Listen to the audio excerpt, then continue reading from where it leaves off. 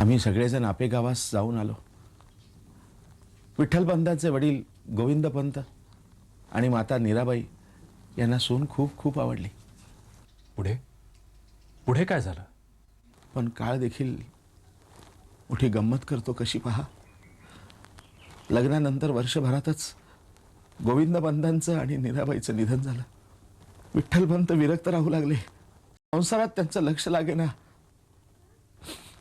सतत नित्य हरिचिंतनात मग्न असायचे।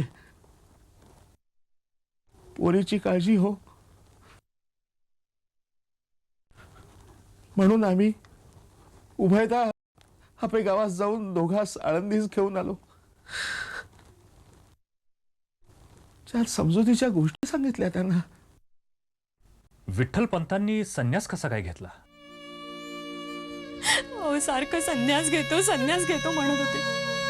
संसारात माझं मन रमत नाही। तक्षणीच रुक्मिणी त्रासून जाजा म्हणाली।